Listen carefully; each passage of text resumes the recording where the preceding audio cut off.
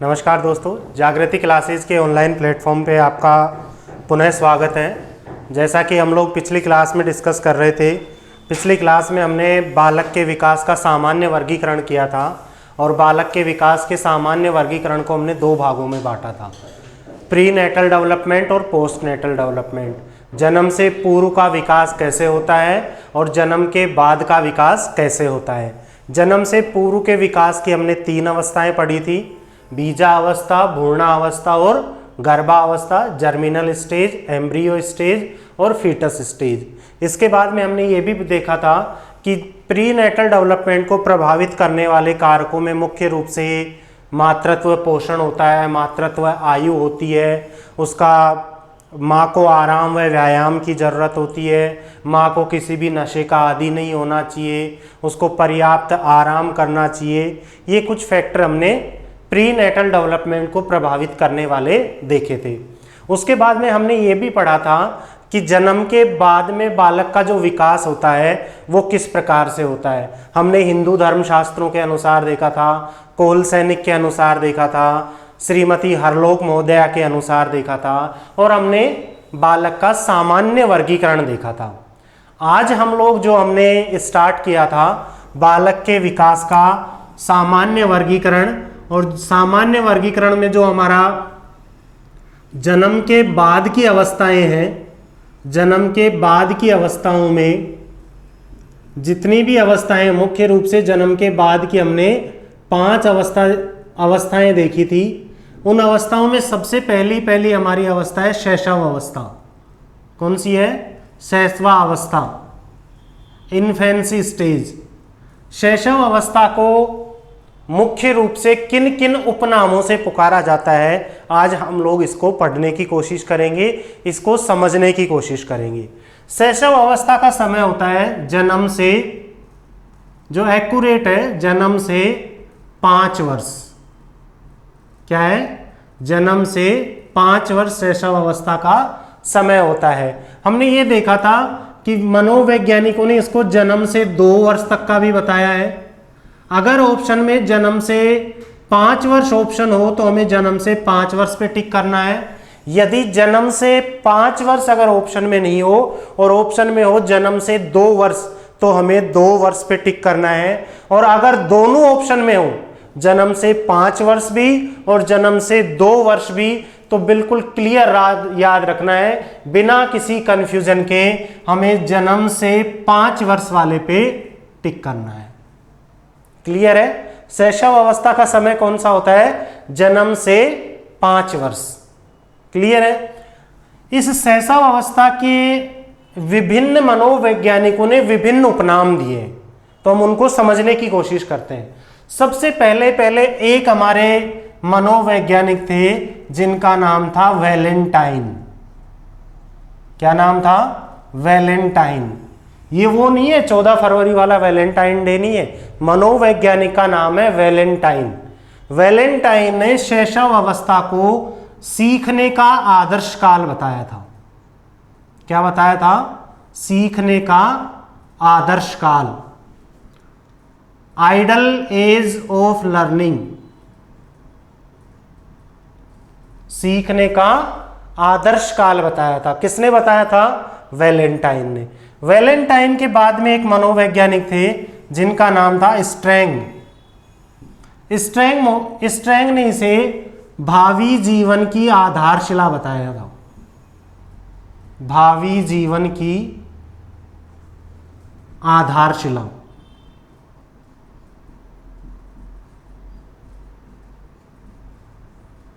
क्या बताया था इसको? भावी जीवन की आधारशिला।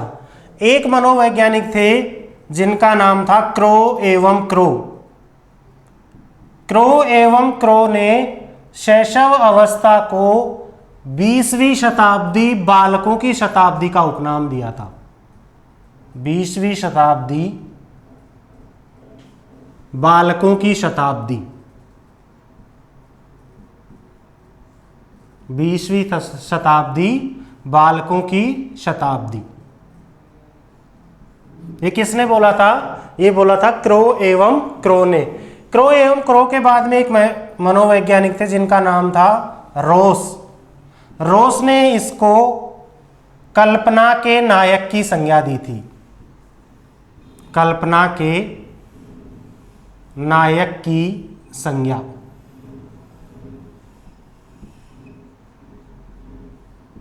किसकी संज्ञा दी थी? कल्पना के नायक की संज्ञा दी थी। इसके बाद में एक हमारे मनोवैज्ञानिक हुए वाटसन ने शैशव अवस्था को सीखने की तीव्र अवस्था बताया। सीखने की तीव्र अवस्था किसने बताया? ये बताया वाटसन ने। और एक हमारे मनोवैज्ञानिक हुए जिनका नाम था वायोगोत्स्की। क्या नाम था? वायोगोत्स्की। वायोगोत्स्की ने इसको गुड्डे गुडियों की अवस्था कहा था। गुड्डे गुडियों की अवस्था।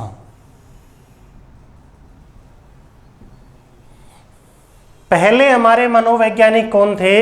पहले हमारे मनोवैज्ञानिक थे वैलेंटाइन। वैलेंटाइन ने शैशव अवस्था को सीखने का आदर्श काल बताया था। स्ट्रैंग महोदय ने भावी जीवन की आधारशिला, या इसको हम ऐसा भी बोल सकते हैं कि भावी जीवन की नींव, भावी जीवन की नींव का जो काल होता है वो कौन सा काल होता है? शैशव अवस्था का काल। क्रो ने क्या कहा था? 20वीं शताब्दी बालकों की शताब्दी, और बालकों की शताब्दी 20वीं शताब्दी को किसने कहा था?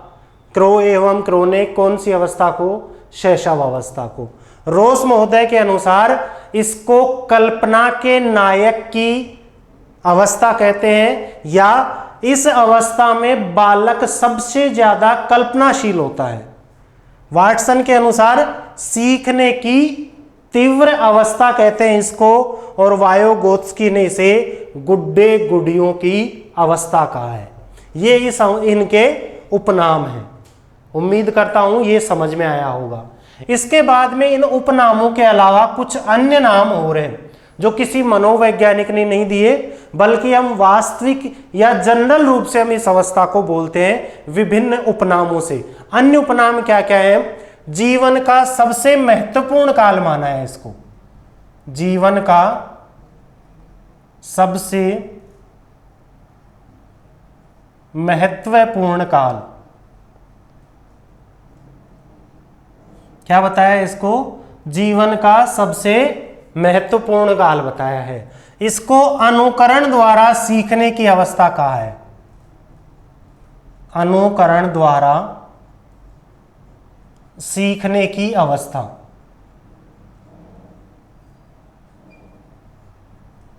क्या कहा है? अनुकरण द्वारा सीखने की अवस्था कहा है। इसे सामाजिक मुस्कान की अवस्था कहा गया है। सामाजिक मुस्कान की अवस्था।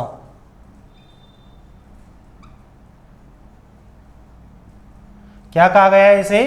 इसे सामाजिक मुस्कान की अवस्था कहा गया है। इसे क्षणिक संवेग की अवस्था कहा गया है। क्षणिक संवेग की अवस्था। क्या कहा गया है? इसे क्षणिक संवेग की अवस्था कहा गया है, और इसे सांवेगिक दृष्टि का स्वर्णिम काल कहा गया है। सांवेगिक दृष्टि का स्वर्णिम काल कहा गया है।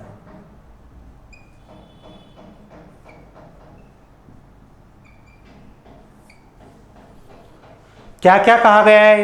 इसे जीवन का सबसे महत्वपूर्ण काल बताया है, क्योंकि हमें पता है कि जब हम मकान बनाते हैं तो मकान की नींव सबसे इंपॉर्टेंट होती है। अगर नींव कच्ची रह जाती है तो जो मकान बनता है उसके गिरने की संभावना ज्यादा होती है। इसलिए जीवन का सबसे महत्वपूर्ण काल बताया गया है इसको। अनुकरण द्वारा सीखने की अवस्था कहा गया है। बिल्कुल हम अनुकरण द्वारा सीखता है। हमने देखा होगा बच्चे को कि जो बड़ा भाई होता है, जिस प्रकार के काम बड़ा भाई करता है, छोटा भाई भी उसको अनुकरण करते हुए वैसा ही काम करता है। इसलिए इसको किसकी अवस्था कहा गया है? इसे अनुकरण द्वारा सीखने की अवस्था कहा गया है। इसे सामाजिक मुस्कान की अवस्था कहा गया है। सामाजिक मुस्कान की अवस्था क्यों कहा गया है इसे इसलिए कहा गया है कि जनरली हमने देखा होगा कि जब भी छोटे बच्चे का जन्म होता है परिवार में, भले वो लड़का हो या लड़की हो, हर किसी के चेहरे पे एक मुस्कुराहट आती है। आती है या नहीं आती? या कई बार हम इसको ऐसे भी समझ सकते हैं, मम्मी पापा या भाई बहन या दादा दादी कितना ही टेंशन में हो, जब वो छोटे बच्चे को देख लेते हैं तो उनकी लगभग आधी से ज्यादा टेंशन अपने आप मिट जाती है, या उस छोटे बच्चे को देखते ही उनके चेहरे पे एकदम से मुस्कान आती है। तो इसे किसकी अवस्था कहा गया है? इसे सामाजिक मुस्कान की अवस्था कहा गया है।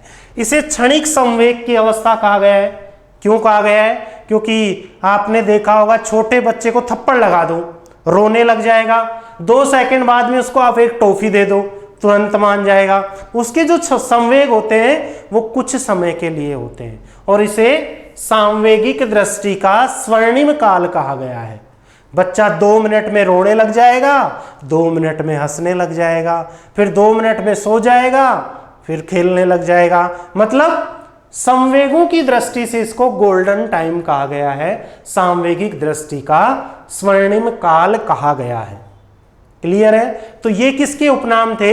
ये थे शैशव अवस्था के उपनाम। आप इसका स्क्रीनशॉट भी ले सकते हो, चाहो तो आप इसके नोट्स भी बना सकते हो। और मुझे उम्मीद है कि लाइक शेयर एंड सब्सक्राइब आप जरूर करते होंगे इसको।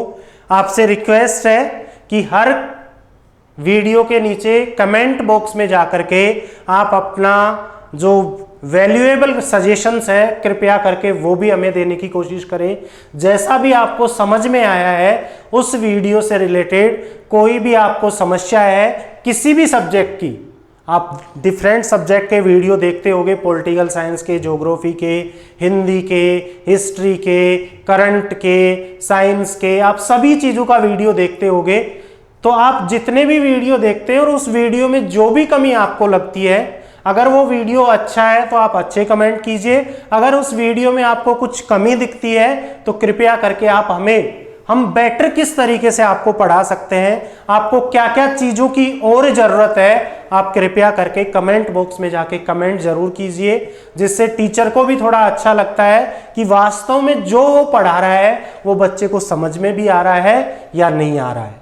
और कृपया करके वीडियो को पूरा देखें, ऐसा टाइम पास ना करें कि 2 मिनट वीडियो खोला और हो गया काम। अगर इस तरह की मनोवृत्ति आपकी है तो बेटा आप हमें धोखा नहीं, आप खुद को धोखा दे रहे हो।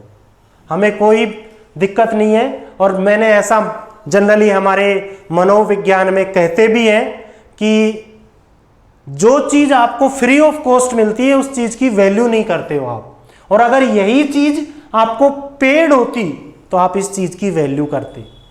तो इसलिए हमने जो ये ऑनलाइन प्रोग्राम चलाया है, ये ऑनलाइन प्रोग्राम जो गरीब बच्चे हैं, जो बच्चे फीस पेएबल नहीं कर सकते कोचिंग सेंटर में आकर के, उन बच्चों के लिए चलाया है, जिसका फ़ायदा आप सभी लोगों को मिल रहा है। तो कृपया करके वीडियो को लाइक कीजिए, शेयर कीजिए, सब्सक्राइब कीजिए और कमेंट्स कीजिए। तो मुझे उम्मीद है कि शैशव अवस्था के जितने भी उपनाम हैं वो आपको समझ में आ गए होंगे। क्लियर है? शैशव अवस्था के बाद में जो हमारी दूसरी अवस्था आती है, उस दूसरी अवस्था का नाम है बाल्यावस्था। क्या नाम है? बाल्यावस्था। शैशव अवस्था के विभिन्न उपनाम देखे हैं हमने, और ये समझने की कोशिश की है कि शैशव अवस्था में बालक में किस प्रकार के परिवर्तन होते हैं और इन अवस्थाओं को किन विभिन्न उपनामों से पुकारा जाता है। दूसरी हमारी अवस्था आती है बाल्यावस्था। कौन सी अवस्था आती है? बाल्यावस्था।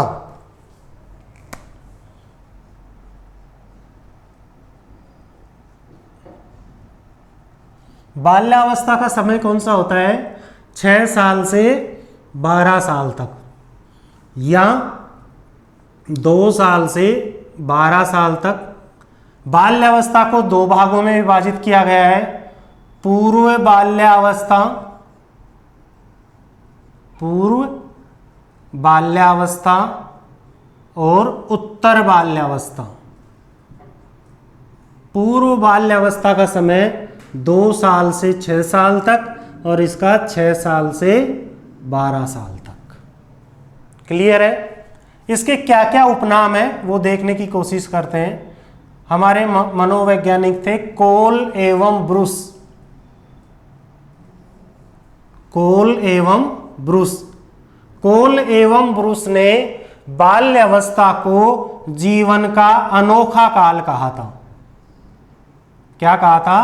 अनोखा काल कहा था। किसने?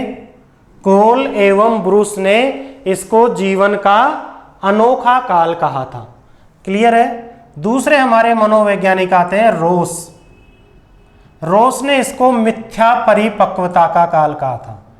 मिथ्या या छदम या झूठी या असत्य,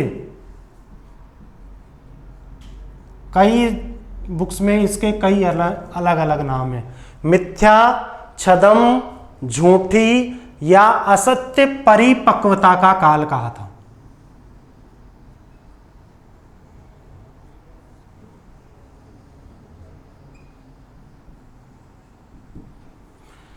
एक हमारे मनोवैज्ञानिक थे किलपैट्रिक महोदय। कौन थे? किलपैट्रिक महोदय। किलपैट्रिक महोदय ने इसे प्रतिद्वंदात्मक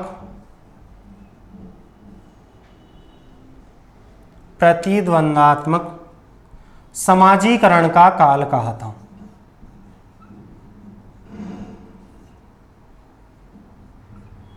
प्रतिद्वंदात्मक समाजीकरण का काल कहा था। एक हमारे मनोवैज्ञानिक थे बर्ट।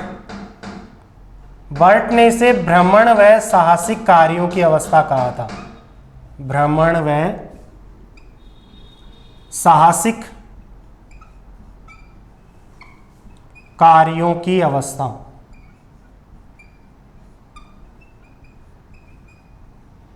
किसने कहा था ये कहा था बर्ट महोदय ने। एक हमारे मनोवैज्ञानिक थे जिनका नाम था स्ट्रैंग। स्ट्रैंग ने इसे सभी खेलों की आयु बताया था। क्या बताया था? सभी खेलों की आयु बताया था, या सभी खेलों की अवस्था कहते हैं हम इसको। आप उसको कैसे भी समझ सकते हो। कोल एवं ब्रूस ने दो मनोवैज्ञानिक थे हमारे, उन्होंने बाल्यावस्था को क्या कहा था? अनोखा काल कहा था। क्यों कहा था? हमें ये पता है कि जब नींव के बाद में हम मकान बनाते हैं और जब हम मकान की दीवार जब हम चुनना प्रारंभ करते हैं तो मकान का जो लुक होता है, मकान की जो यूनिक क्वालिटी होती है, वो उस दीवार से दिखती है। जब हम दीवार बनाते हैं तो उससे दिखती है ना। तो इसलिए इस समय पे हमें जीवन का निर्माण काल होता है। भावी जीवन में हमें सफलता मिलेगी या असफलता मिलेगी, इसलिए इसको हम क्या कहते हैं? जीवन का अनोखा काल कहते हैं। रोस महोदय ने क्या कहा था? रोस महोदय के अनुसार बाल्यावस्था मिथ्या, छदम, असत्य या झूठी परिपक्वता का काल होता है। इसका मतलब क्या हुआ कि जनरली इस अवस्था में आपने छोटे बच्चे से ये बोलते हुए सुना होगा कि मैं भी तो बड़ा हो गया ना, मैं क्यों नहीं कर सकता ये काम। मतलब बच्चा अपने आप को क्या मानता है? बड़े की भांति मानता है कि मैं भी बड़ा हो गया, अब देखो मैं भी बड़ा हूं, मैं क्यों नहीं कर सकता ये काम। परंतु वास्तव में वो बड़ा नहीं होता, उसका परिपक्वता का जो लेवल होता है वो बिल्कुल छोटा होता है, परंतु अपने मन में अपने आप को वो परिपक्व मानता है। इसलिए जो उसकी परिपक्वता मानने का जो टाइम है, वो कौन सी परिपक्वता है? उसकी मिथ्या परिपक्वता है, छद्म परिपक्वता है, झूठी परिपक्वता है या असत्य परिपक्वता है, इसलिए इसको मिथ्या परिपक्वता का काल कहा जाता है। किलपैट्रिक महोदय ने इसको प्रतिद्वंदात्मक समाजीकरण का काल कहा था। क्यों कहा था? क्योंकि जनरली इस काल में आते आते बालक का समाज के ऊपर प्रभाव पड़ने लग जाता है। एक लड़का समाज में क्या काम करता है, एक लड़की समाज में क्या काम करती है, दोनों के काम का विभाजन कर दिया जाता है। हमारे मम्मी पापा हमें ये कहते हैं कि बेटा, जो छोटी गुड़िया होती है उसको कहते हैं कि आपको जीन्स नहीं पहननी, बच्चे को कहते हैं कि आपको फ्रॉक नहीं पहननी, जो लड़की कपड़े पहनती है वो लड़का नहीं पहन सकता और जो लड़का पहनता है वो लड़की नहीं पहन सकती। तो छोटे बच्चे कई बार कहते हैं ना कि मैं क्यों नहीं पहन सकता, मैं भी फ्रॉक पहनूंगा।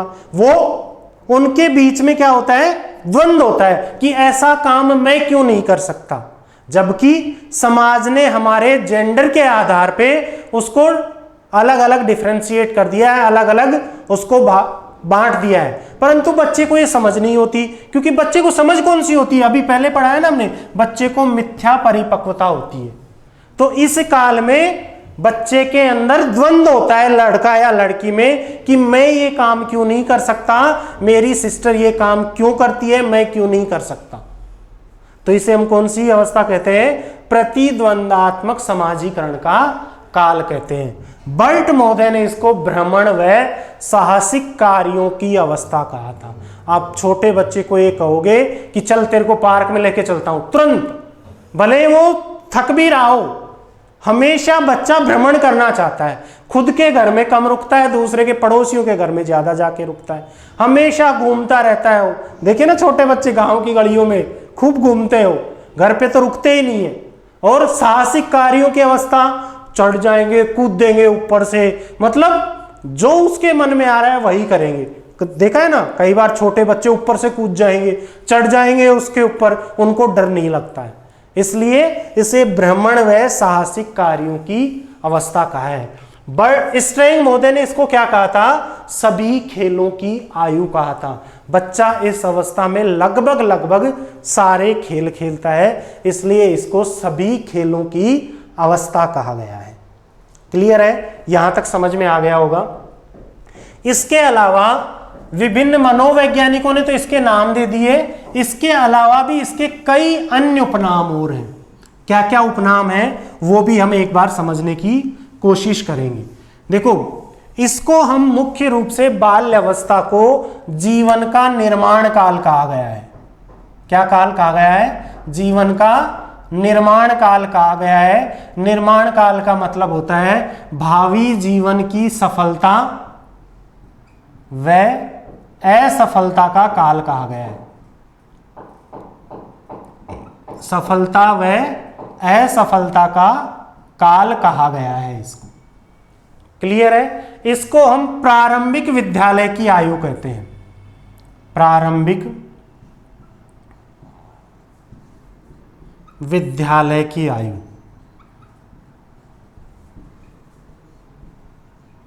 क्या कहते हैं हम इसको? इसको हम प्रारंभिक विद्यालय की आयु कहते हैं। इसको मुख्य रूप से हम सभी खेलों की आयु मैंने आपको बता दिया। इसको हम मूर्त चिंतन की आयु कहते हैं। मूर्त चिंतन की आयु या मूर्त चिंतन की अवस्था। इसको हम अमूर्त चिंतन का प्रारंभ काल कहते हैं। अमूर्त चिंतन का प्रारंभ काल कहते हैं। क्या कहते हैं?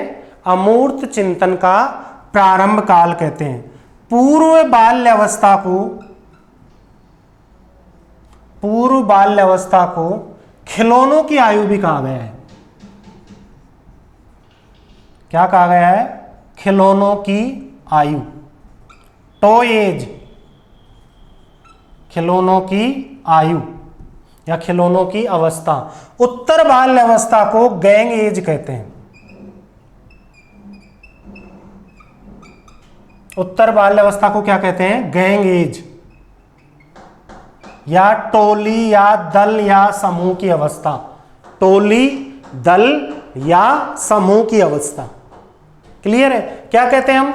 जीवन का निर्माण काल, भावी जीवन की सफलता व असफलता का काल कहा गया है इसे।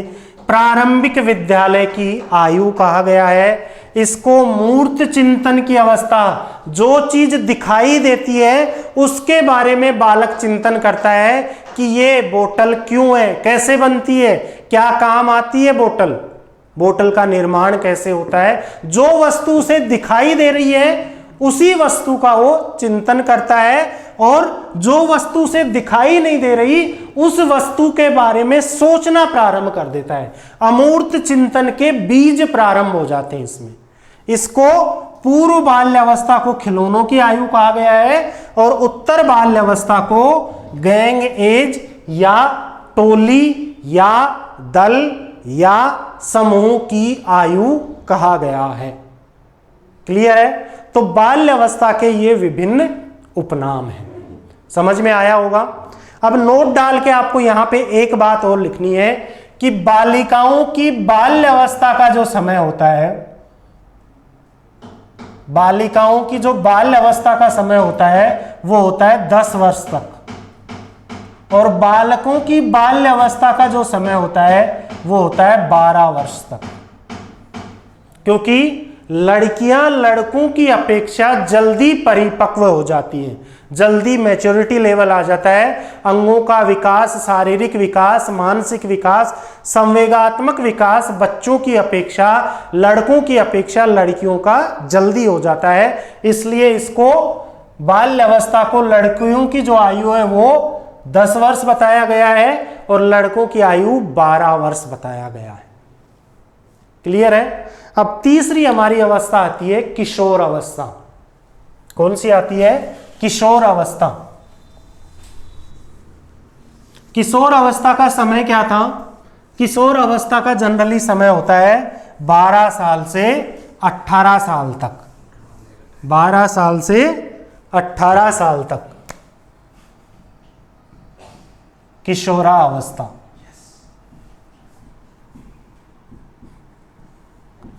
कौन सा समय होता है? 12 साल से 18 साल तक। क्लियर है? किशोर अवस्था, जिस अवस्था में बालक में ज्यादा परिवर्तन होते हैं। देखो, किशोर अवस्था के बारे में किलपैट्रिक महोदय ने क्या कहा था? किलपैट्रिक महोदय ने किशोर अवस्था को जीवन का सबसे कठिन काल कहा था। जीवन का सबसे कठिन काल किसने कहा था? किलपैट्रिक महोदय ने जीवन का सबसे कठिन काल कहा था इसको। किलपैट्रिक महोदय के बाद में मोस्ट इंपॉर्टेंट जो क्वेश्चन बार बार पूछा गया है, स्टैनी हॉल। स्टैनी हॉल ने किशोर अवस्था को संघर्ष, दबाव व तूफान की अवस्था कहा है। संघर्ष, दबाव व तूफान की अवस्था कहा है।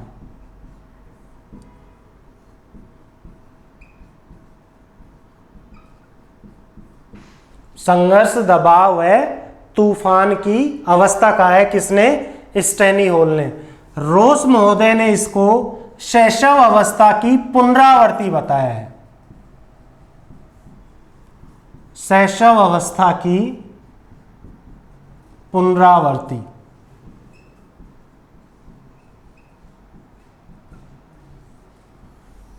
किलपैट्रिक महोदय ने इसको क्या माना है? जीवन का सबसे कठिन काल माना है कि जीवन का सबसे कठिन काल कौन सा होता है? किशोर अवस्था होता है। स्टैनी हॉल ने क्या कहा था कि यह संघर्ष, दबाव है, तूफान की अवस्था होती है। ऐड देखा है वो माउंटेन ड्यू वाला? आज हम कुछ तूफानी करते हैं, तो जो तूफानी करने की भावना होती है, तूफानी का मतलब होता है नए नए विचार आना, कुछ जोशपूर्ण करना। संघर्ष, दबाव है, तूफान की अवस्था किसको कहा गया है? किशोर अवस्था को कहा गया है। और किसने कहा है? स्टैनी हॉल ने कहा है। क्लियर है? रोस के अनुसार किशोर अवस्था जो होती है वो शैशव अवस्था की पुनरावृत्ति, मतलब जैसी हरकतें शैशव अवस्था में बच्चा करता था, जैसा सोच शैशव अवस्था में था, वैसी ही सोच कैसे कहाँ आ जाती है, किशोर अवस्था में। कई बार जनरली जो बड़ा घर में जो बड़ा लड़का होता है और वो जिद करने लग जाता है, तो मम्मी ये कहती है ना, देख कैसे छोटे बच्चों की तरह कर रहा है तू अब बड़ा हो गया है। वो हरकत कैसी कर रहा है, एक्टिविटी कैसी कर रहा है, छोटे बच्चों की तरह जिद कर रहा है, जिद्दी हो जाता है ना कई बार। तो मम्मी क्या बोलती है कि देख कैसे छोटे बच्चों की तरह कर रहा है, तू बेटा अब बड़ा हो गया, अब छोटा नहीं रहा है। तो उसका कहने का मतलब क्या है, जो एक्टिविटी करने का कारण क्या है, शैशव अवस्था की पुनरावृत्ति। और ये किसने कहा था, रोस महोदय ने कहा था, रोस ने कहा था। क्लियर है। तो किलपैट्रिक महोदय ने कठिन काल बताया, स्टेनियोल ने संघर्ष, दबाव व तूफान की अवस्था बताई, और रोस महोदय ने शैशव अवस्था की पुनरावृत्ति बताई। क्लियर है। इसके बाद में कुछ इसके अन्य उपनाम आते हैं। क्या आते हैं, अन्य उपनाम क्या क्या है। देखो, इसको अमूर्त चिंतन की अवस्था कहते हैं। क्या कहते हैं, अमूर्त चिंतन की अवस्था।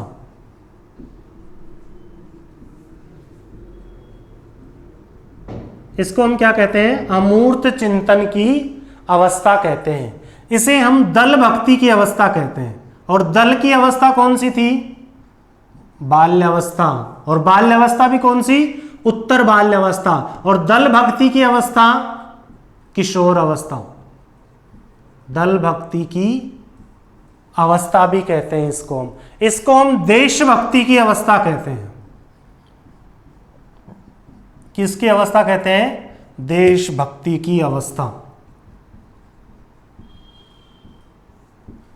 इसको हम दल भक्ति की अवस्था, इसको देशभक्ति की अवस्था, इसे हम वीरता की अवस्था भी कहते हैं, वीरता की अवस्था। इसे हम अटपटी व उलझन की अवस्था कहते हैं, अटपटी व उलझन की अवस्था कहते हैं, अटपटी व उलझन की अवस्था कहते हैं। इसे समस्याओं की अवस्था कहा गया है। क्या कहा गया है, समस्याओं की अवस्था कहा गया है। इसे तीव्र विकास की अवस्था कहा गया है। क्या कहा गया है, तीव्र विकास की अवस्था कहा गया है। इसे गोल्डन एज कहते हैं, गोल्डन एज या सुनहरी अवस्था। इसको हम क्या कहते हैं, गोल्डन एज कहते हैं, या इसे हम सुनहरी अवस्था कहते हैं। इसे हम बसंत ऋतु कहते हैं। क्या कहते हैं, बसंत ऋतु। इसे हम टीन एज कहते हैं। इसे हम एज ऑफ ब्यूटी कहते हैं, एज ऑफ ब्यूटी कहते हैं इसको हम संक्रांति काल कहते हैं।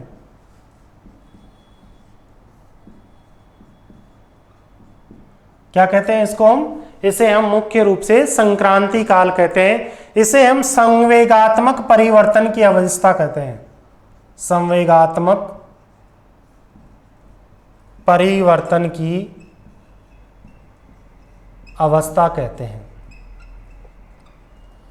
इसे हम आत्मसम्मान या आत्म स्वीकृति की अवस्था कहते हैं।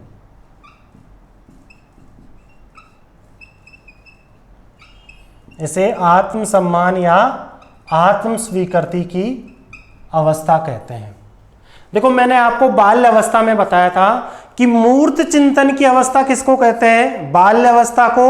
अमूर्त चिंतन का प्रारंभिक काल किसको कहते हैं, बाल्य अवस्था को। और अमूर्त चिंतन की अवस्था या अमूर्त चिंतन का पूर्ण रूपेण विकास कौन सी अवस्था में होता है, किशोर अवस्था में होता है। मैंने कहा था कि दल की अवस्था कौन सी होती है, उत्तर बाल्य अवस्था होती है। और दल के प्रति डेडिकेशन, दल भक्ति की अवस्था किसको कहते हैं? हम किशोर अवस्था को कहते हैं। क्यों कहते हैं? जनरली हमने देखा होगा कि हमारे दोस्त की जब पिटाई होती है और दोस्त आके कहता है ना कि मेरे को उसने पीटा है, तो याद करो हमारे कॉलेज वाले दिन, कॉलेज में से हम लोग मोटरसाइकिल में, गाड़ियों में बैठ बैठ के और उस दोस्त की पिटाई हुई है वहां पहुंच जाते थे। क्यों? क्योंकि हम दल के प्रति डेडिकेटेड हैं, हमारे दोस्त के प्रति क्या है?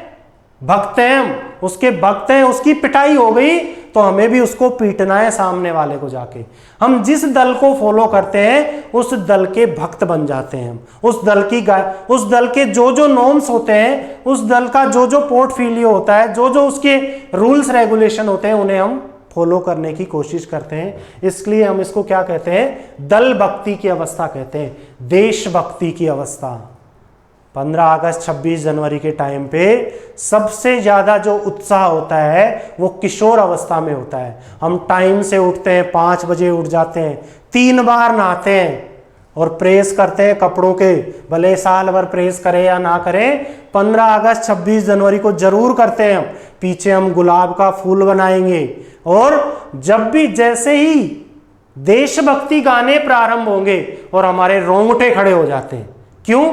क्योंकि इसे देशभक्ति एवं वीरता की अवस्था कहते हैं और देश के प्रति कुछ कर हम ऐसा सोचते हैं ना कि हाँ मैं भी मेरे देश के लिए कुछ ना कुछ करूंगा। क्यों?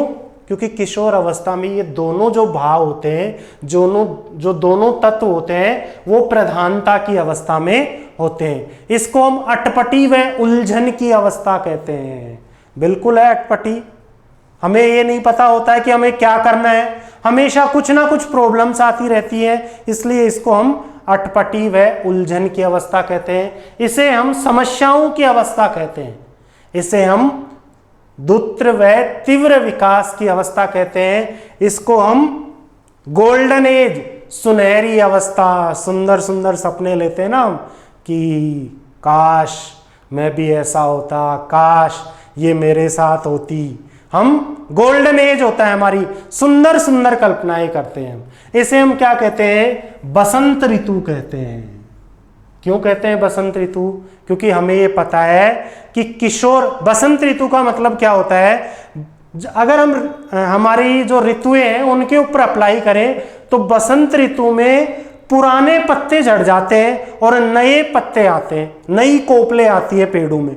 आती है नहीं आती? बसंत ऋतु में नई नई फुटान प्रारंभ होती है, नई कोपले आना प्रारंभ होती है। तो जो हमारे पुराने विचार होते हैं वो विचार तो दूर हो जाते हैं और मन में नए विचार आना प्रारंभ होता है। कक्षा के दौरान मैं एक बार पढ़ा रहा था, हरियाणा में जाके मैं पढ़ाया, तो हरियाणा के बच्चे थोड़े से महान होते हैं, तो मैंने पूछा कि इसको बसंत ऋतु क्यों कहते हैं? तो वो बच्चा पीछे पीछे बैठता था, तो उसने ये बताया, गुरुजी मैं बताऊं? मैंने कहा बता भाई।